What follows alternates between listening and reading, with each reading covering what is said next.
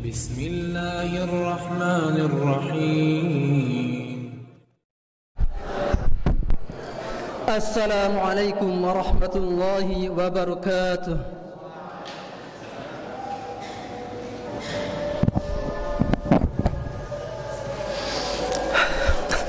إن الحمد لله نحمده ونستعينه ونستغفره ونعوذ بالله من شرور أنفسنا ومن سيئات أعمالنا. من يهده الله فلا مضل له ومن يضلل فلا هادي له. أشهد أن لا إله إلا الله وحده لا شريك له وأشهد أن محمدا عبده ورسوله. يا أيها الذين آمنوا اتقوا الله حق تقاته ولا تموتن إلا وأنتم مسلمون.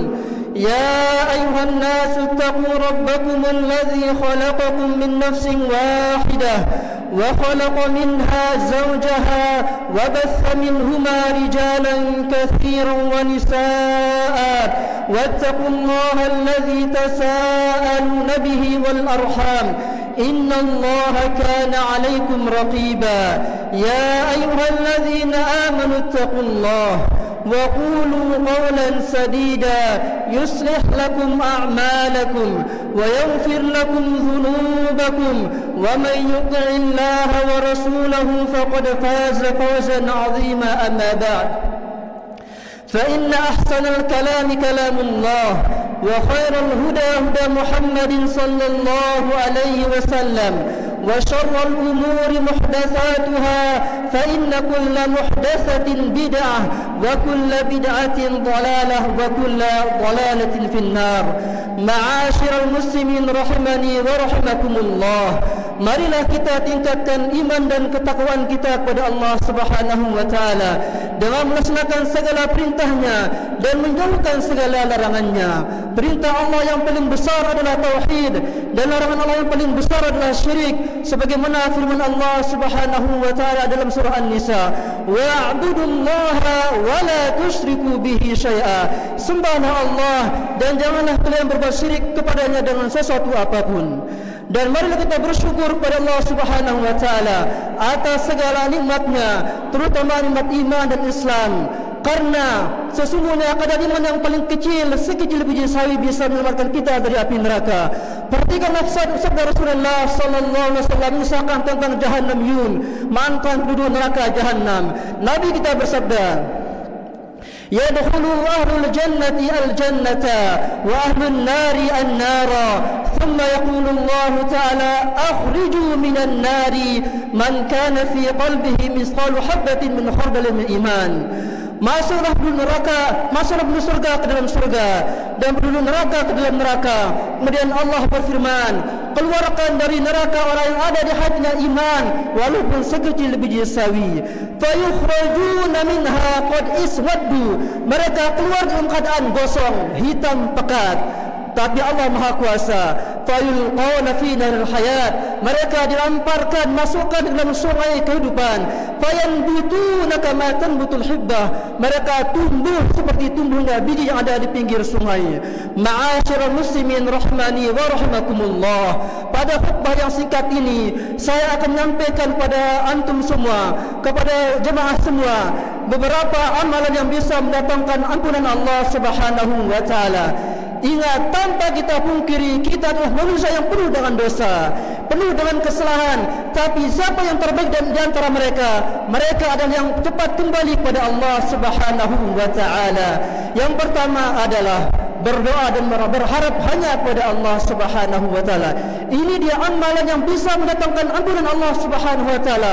Berdoa, berharap hanya kepada Allah Subhanahu wa taala. Nabi kita bersabda, innaka ma da'awtani wa rajawtani ghafartu laka ala ma kana fika wa la ubali. Hai Bani Adam, selama engkau berdoa, berharap kepadaku, aku akan ampuni segala dosa yang antum telah lakukan, dan aku tidak peduli berapa banyak dosa kalian.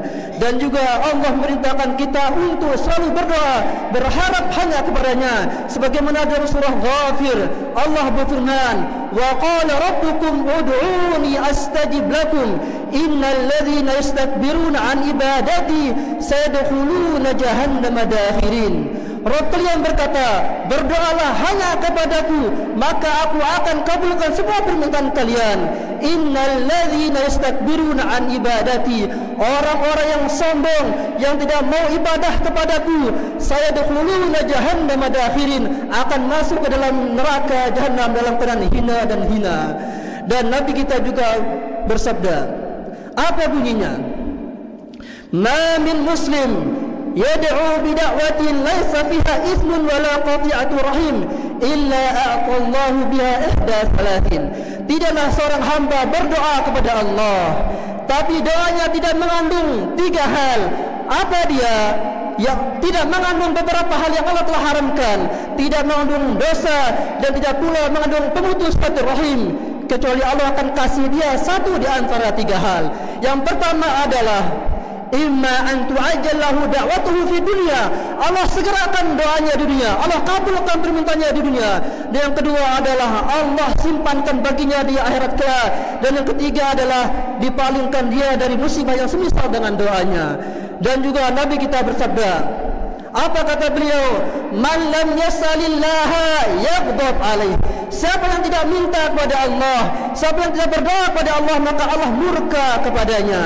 Dan juga Nabi kita bersabda dalam suatu hadis, Nabi kita pernah menjenguk pemuda yang lagi sakaratul maut.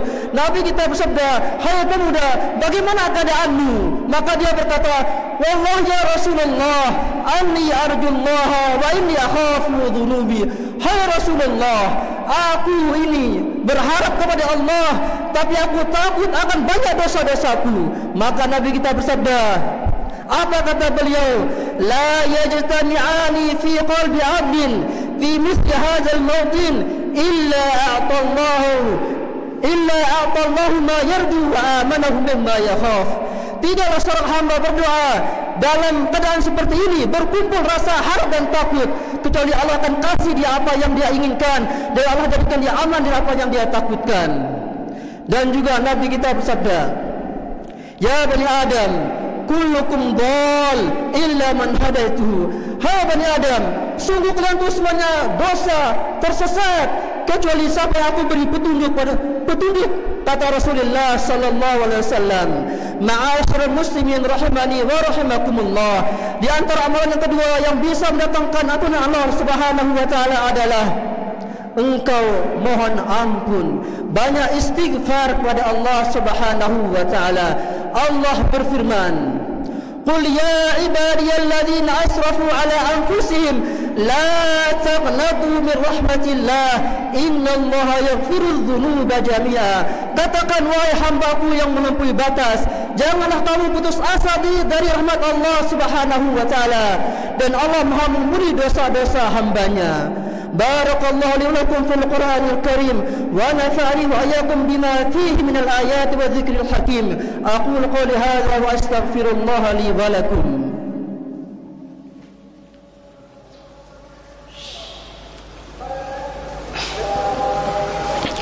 Alhamdulillah wassalatu wassalamu ala Rasulillah wa ala alihi wa ashabihi ajma'in, amma ba'd.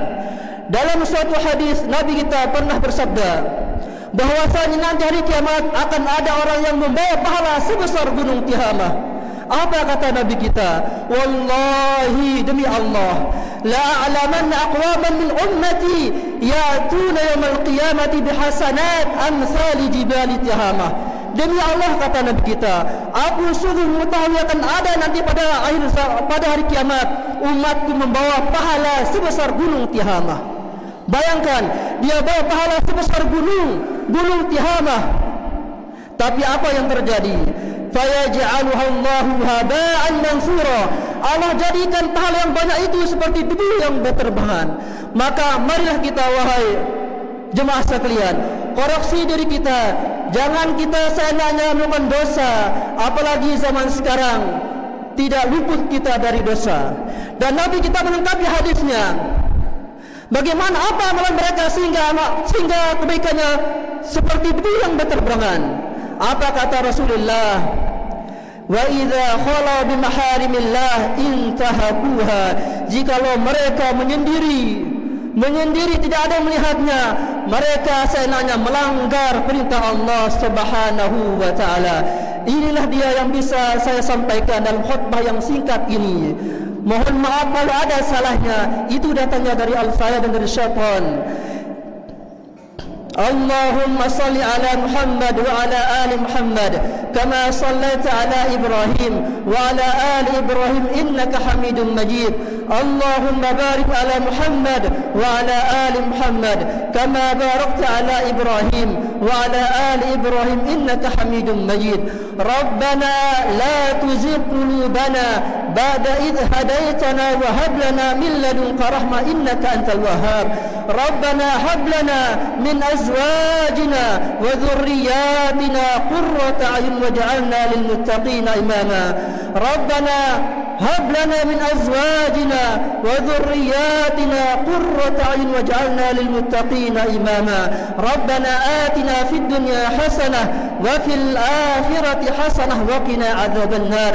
Subhana rabbika rabbil izzati amma yasifun wa salamun alal mursalin walhamdulillahi rabbil alamin. Aqimis salah.